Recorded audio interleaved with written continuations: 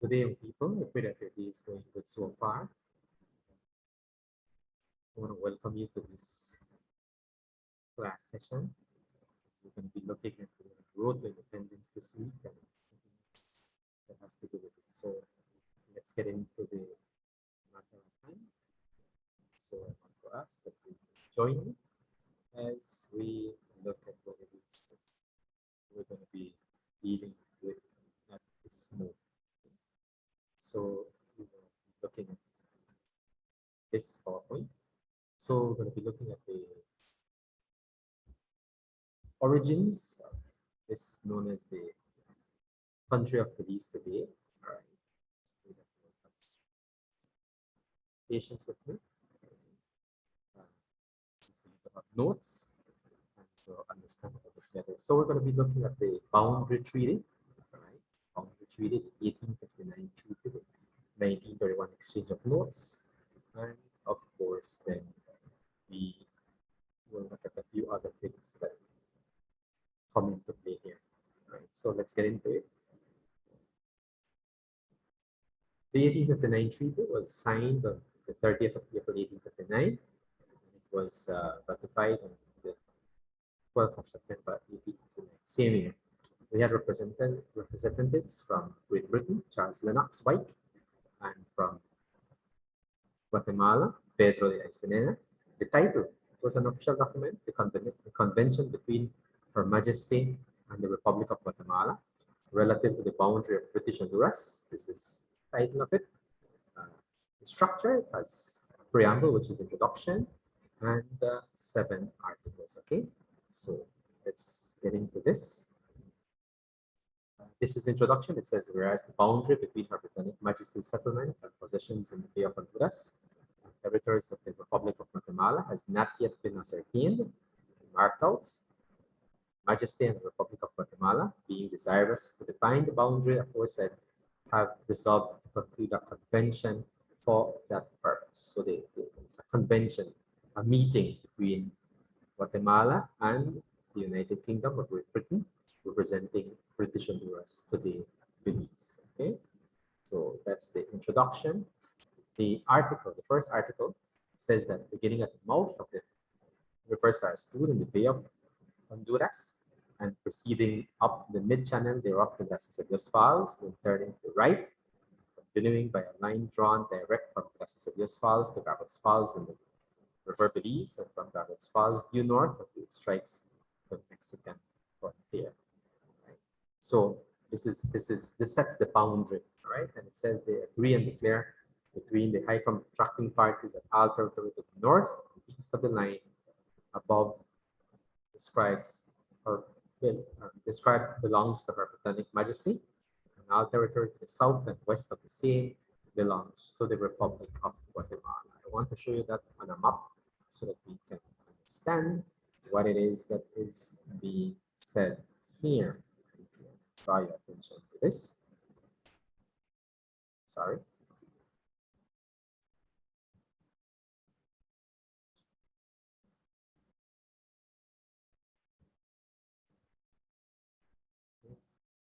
Especially here, this is what I want us to look at for a few. Sorry for last year. Sorry people for doing this. I don't want to stop this. Okay, here is it, right? So we will continue. Look at the line being drawn. Look at the line being drawn. So let's continue. Let's continue. Okay.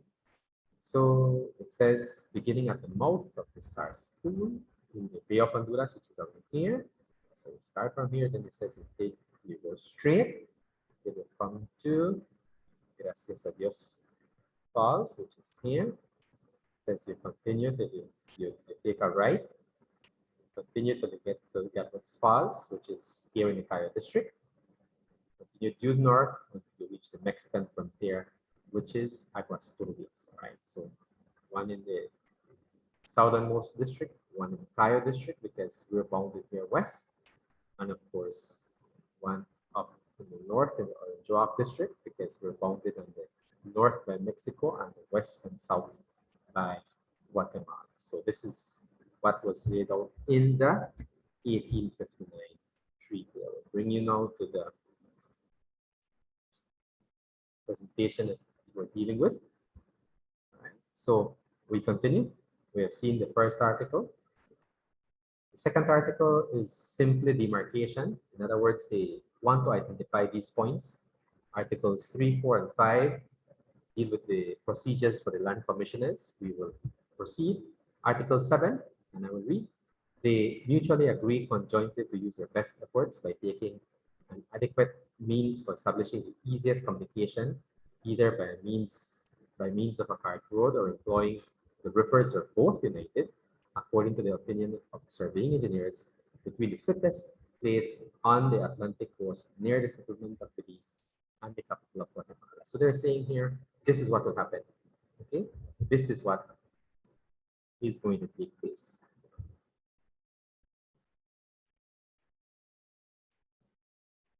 I read this, it says one settlement other than the basis of the compensation was refusal getting the.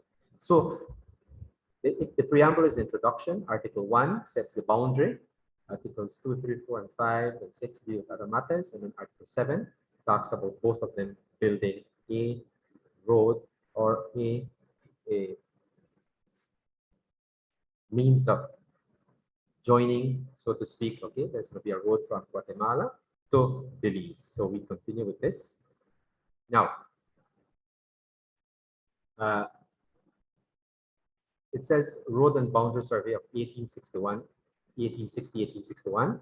Right, the commissioners for Guatemala and Great Britain agreed and marked the position of the terminal points of the boundary. So Gracias a Dios Falls, Garbutt's Falls, Aguas Turbias, well, not so much Aguas Turbias, but they came and they placed some stones in those locations. All right.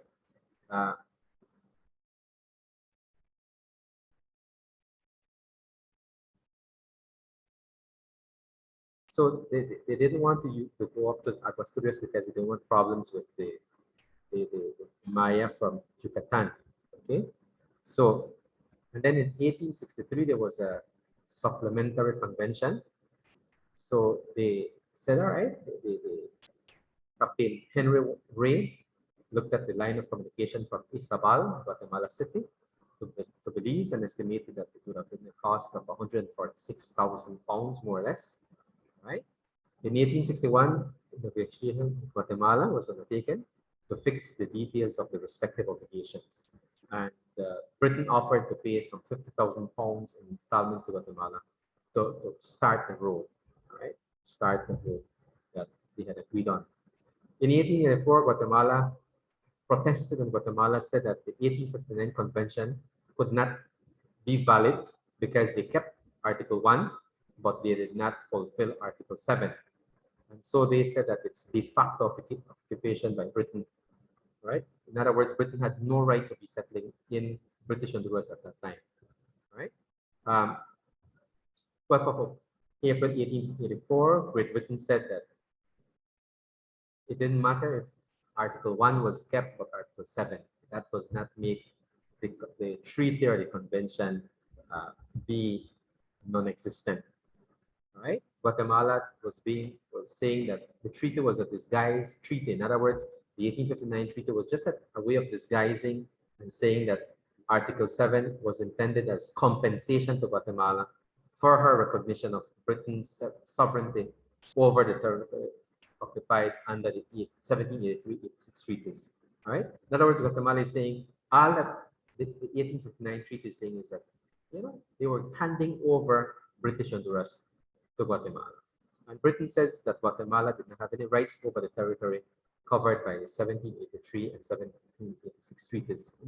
Guatemala never settled permanently, sorry, Spain never did settle permanently in this area known as British Honduras, today Belize. Okay.